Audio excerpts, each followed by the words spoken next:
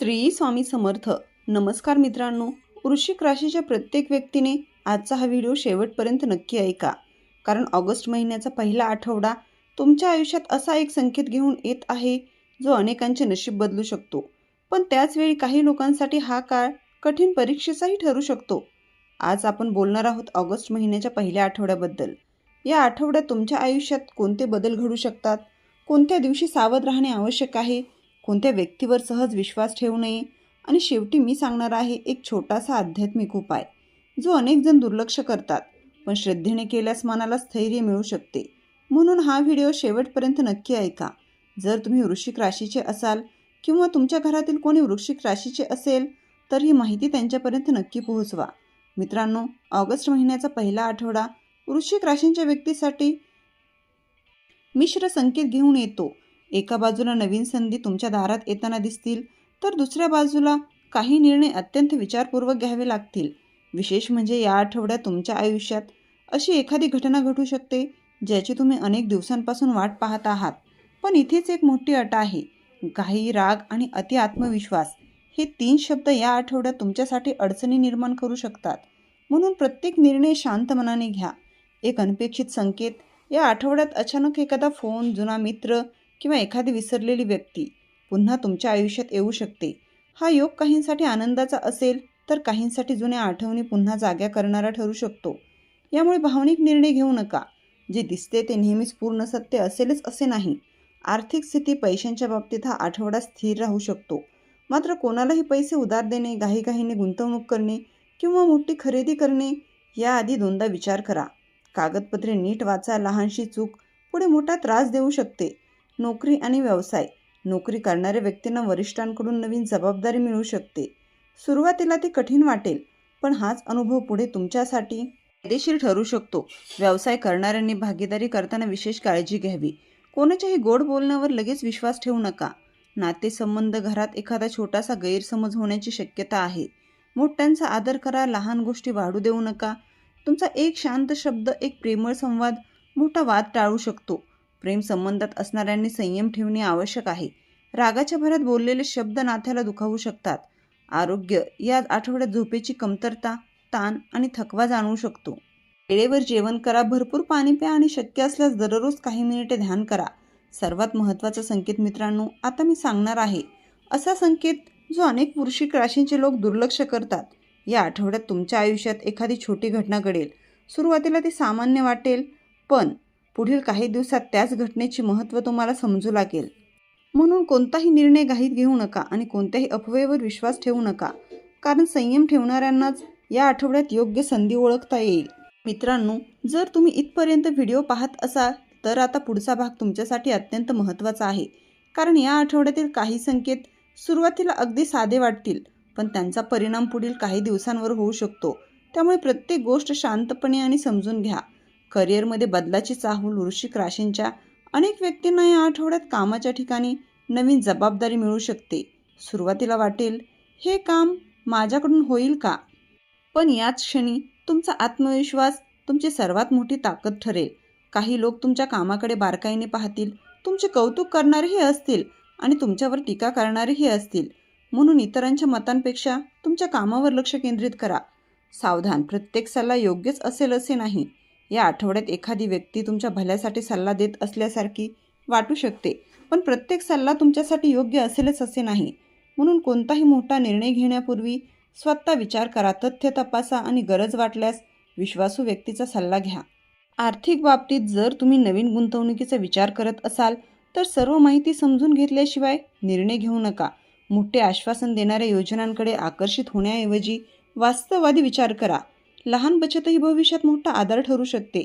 या आठवड्यात खर्चावर नियंत्रण ठेवणे फायदेशीर ठरेल. मित्र आणि ओळखी: एखादा जुना मित्र पुन्हा संपर्क साधू शकतो. ही भेट आनंददायी ठरू शकते. मात्र जुन्या गैरसमजाबद्दल बोलताना शब्द जपून वापरा. प्रत्येक नाते पुन्हा जुळेलच असे नाही आणि प्रत्येक दूर गेलेली व्यक्ती चुकीचीच होते असेही नसते. कुटुंब आणि प्रेम: घरातील वातावरण शांत ठेवण्याची जबाबदारी कदाचित तुमच्यावर येईल. एखाद्या छोट्या विषयावर मतभेद होऊ शकतात. रागाने उत्तर दिल्यास परिस्थिती गुंतागुंतीची होऊ शकते. शांत संवाद अनेक समस्या सोडवू शकतो. प्रेम संबंधात असलेल्यांनी एकमेकांवर विश्वास ठेवणे अधिक महत्त्वाचे ठरेल. मन आणि आरोग्य या आठवड्यात मानसिक थकवा जाणवू शकतो. मोबाईल, काम आणि धावपळ यामधून थोडा वेळ स्वतःसाठी काढा. हलका व्यायाम, पुरेशी झोप आणि संतुलित आहार याकडेही लक्ष द्या. शरीर आणि मन दोन्हींची काळजी घेणेही तितकेच महत्त्वाचे आहे. आध्यात्मिक प्रेरणा. काही लोकांना या आठवड्यात मंदिरात जाण्याची, जप करण्याची किंवा शांतपणे प्रार्थना करण्याची इच्छा होऊ शकते. श्रद्धा प्रत्येकाची वैयक्तिक असते. जर तुम्ही नियमित प्रार्थना करत असाल तर ती मनाला स्थिरता देण्यास मदत करू शकते. आध्यात्मिक आधार. जर मन खूप अस्थिर वाटत असेल तर काही मिनिटे शांत बसून प्रार्थना करा. तुमच्या श्रद्धेनुसार नामस्मरण, ध्यान आणि सकारात्मक चिंतन मनाला स्थिरता देऊ शकते. अडचणी कायमच्या नसतात, त्यांना सामोरे जाण्याची ताकद वाढवणे हे अधिक महत्त्वाचे असते. आठवड्याच्या अखेरीस काही वृश्चिक राशींच्या व्यक्तींना एखादी चांगली बातमी मिळू शकते. काहींना एखादे अपूर्ण काम पुढे नेण्याची संधी मिळू शकते, तर काहींना स्वतःच्या क्षमतेवर नव्याने विश्वास वाटू शकतो. प्रत्येकाचा अनुभव वेगळा असतो, म्हणून इतरांशी तुलना करण्याऐवजी स्वतःच्या प्रवासावर लक्ष केंद्रित करा. आत्तापर्यंत आपण या आठवड्यातील नातेसंबंध, मनातील भावना आणि महत्त्वाचे संकेत पाहिले. आता या शेवटच्या भागात आपण जाणून घेणार आहोत काही अत्यंत उपयोगी गोष्टी, ज्या तुमचा संपूर्ण आठवडा अधिक संतुलित आणि सकारात्मक बनवू शकतात. मनातील अस्वस्थता. या आठवड्यात काही क्षण असे येऊ शकतात जेव्हा तुम्ही स्वतःलाच अनेक प्रश्न विचाराल. मी योग्य निर्णय घेतोय का? आता पुढे काय? अशा वेळी स्वतःवर अनावश्यक कठोर होऊ नका. कधीकधी उत्तर लगेच मिळत नाही, पण शांत विचार केल्यावर मार्ग स्पष्ट होऊ लागतो. अनुकूल दिवस कोणते असू शकतात? या आठवड्यात काही दिवस तुलनेने अधिक अनुकूल वाटू शकतात, विशेषतः जेव्हा मन शांत असेल आणि निर्णय घाईत घेतले जाणार नाहीत. ते दिवस तुमच्यासाठी अधिक फलदायी ठरू शकतात. महत्त्वाचे काम, संवाद किंवा नवीन सुरुवात करण्यासाठी शांत आणि स्थिर मन असलेले दिवस निवडा. घाईपेक्षा योग्य वेळ निवडणे अधिक महत्त्वाचे आहे. एक महत्त्वाचा इशारा. कोणत्या सवयी बदलल्यास फायदा होऊ शकतो? मित्रांनो, या आठवड्यात ऐकीव गोष्टींवर किंवा अपूर्ण माहितीनुसार निष्कर्ष काढणे टाळा. कुणाबद्दल काही ऐकले म्हणून ते पूर्ण सत्य आहे असे समजू नका. थोडी पडताळणी, थोडा संयम आणि थोडा विचार हे 3 गुण तुम्हाला अनेक गैरसमजांपासून दूर ठेवू शकतात. या आठवड्यात एक छोटी सवय तुमच्यासाठी मोठा फरक घडवू शकते. प्रत्येक गोष्टीवर लगेच प्रतिक्रिया देणे टाळा. ऐकून घेण्याची सवय वाढवा आणि निर्णय घेण्याआधी थोडा वेळ स्वतःला द्या. कधीकधी शांत राहणे हे सर्वात मोठे उत्तर असते. तुमची ऊर्जा योग्य ठिकाणी वापरा, अनावश्यक वादामध्ये नाही. आध्यात्मिक आधार. जर मन खूप अस्थिर वाटत असेल, तुमच्या श्रद्धेनुसार नामस्मरण, ध्यान किंवा सकारात्मक चिंतन मनाला स्थिरता देऊ शकते. अडचणी कायमच्या नसतात, त्यांना सामोरे जाण्याची ताकद वाढवणे हे अधिक महत्त्वाचे असते. आठवड्याचा शेवट सकारात्मक कसा कराल? आठवड्याच्या शेवटी स्वतःसाठी थोडा वेळ काढा. फोन, गोंधळ आणि ताण यापासून थोडे दूर राहा आणि स्वतःशी संवाद साधा. मी या आठवड्यात काय शिकलो? मी कुठे सुधारणा करू शकतो? असा आत्मपरीक्षणाचा क्षण तुम्हाला पुढील आठवड्यासाठी अधिक मजबूत बनवेल. आठवड्याच्या अखेरीस काही वृश्चिक राशींच्या व्यक्तींना एखादी चांगली बातमी मिळू शकते. काहींना एखादे अपूर्ण काम पुढे नेण्याची संधी मिळू शकते, तर काहींना स्वतःच्या क्षमतेवर नव्याने विश्वास वाटू शकतो.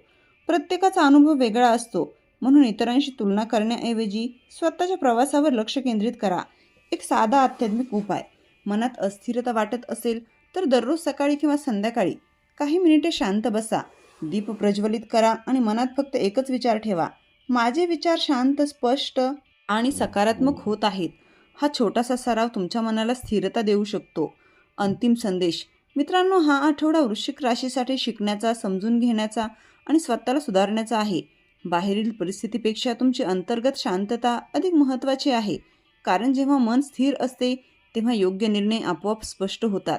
शेवटचा आशीर्वाद. जर तुम्ही इथपर्यंत व्हिडिओ पाहिला असेल तर मनापासून एकच गोष्ट लक्षात ठेवा: शांत मन हेच सर्वात मोठे सामर्थ्य आहे. जय श्री स्वामी समर्थ. जर तुम्ही इथपर्यंत व्हिडिओ पाहिला असेल तर कमेंटमध्ये जय श्री स्वामी समर्थ अवश्य लिहा. आणि हो, आपण डिस्क्रिप्शनमध्ये अंगठी आणि लॉकेट देखील सुचवले आहे. त्याचे खूप प्रभावी रिझल्ट आहेत. खूप राशीच्या जातकांनी याचा उपयोग देखील केला आहे. त्यांना याचा फरक देखील पडला आहे. तरी आपण एकदा वापरून पहा, कारण यामुळे शनिदेव महाराज तुमच्यावर कृपादृष्टी ठेवतील. व्हिडिओ आवडला असेल तर व्हिडिओला लाईक करा व चॅनलला सबस्क्राईब करा. श्री स्वामी समर्थ.